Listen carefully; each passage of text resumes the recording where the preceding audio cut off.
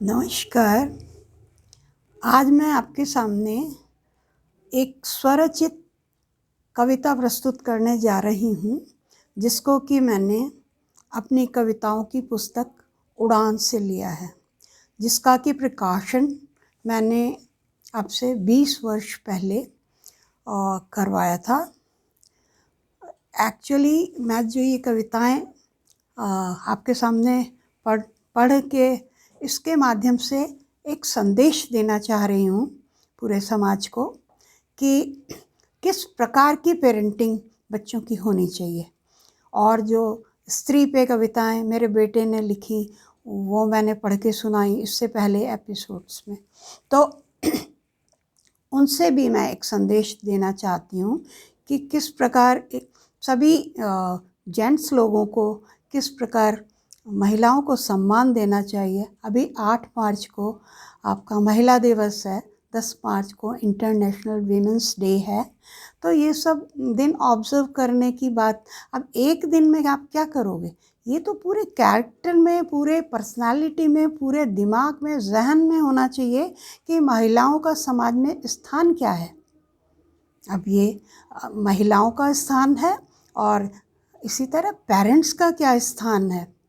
तो ये सब बातें अब डायरेक्टली बोल बोल के बहुत सारे लोग पेरेंटिंग कर रहे हैं। बहुत अच्छी बात है, बहुत अच्छे सुझाव दे रहे हैं वो लोग अपने अनुसार, अपने हिसाब से।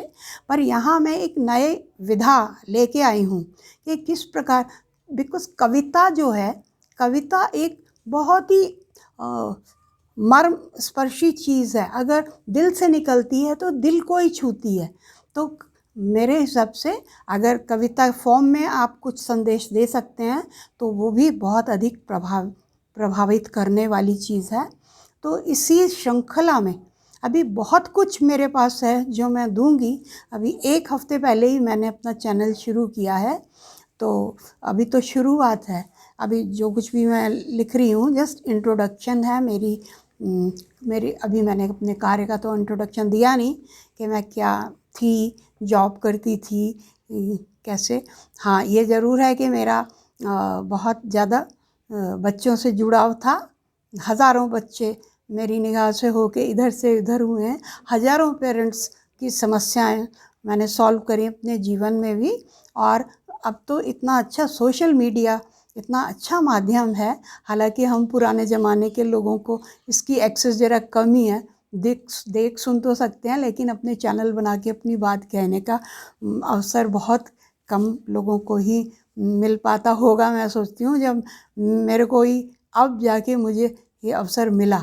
ये कहानी भी मैं बताऊंगी अभी किस प्रकार से। लेकिन हम लोगों के घरों में बच्चे भी हैं, बड़े भी हैं, तो सब समाज में तभी सामंजस्य होगा जब आपके परिवार में सामंजस्य होगा। बड़े छोटे सभी एक दूसरे का सहयोग करके चलें, तभी आपका जीवन एक स्मूथ वे में चल सकता है। तो आइए मैं आपको अपनी कविता सुनाती हूँ जिसका शीर्षक है जी पिताजी। इसमें मैंने किस प्रकार से अपने बचपन को याद किया है, एक झलक। याद है मुझको बचपन के वे क्षण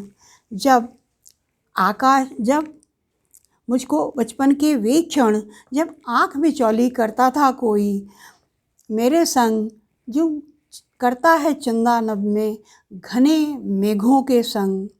याद है मुझको बचपन के वे क्षण जब कोई मेरा नन्हा सा हाथ पकड़ कागज़ पर कोई आकृति बनवाता और फिर उसको क ख ग या ग कहकर बुलाता।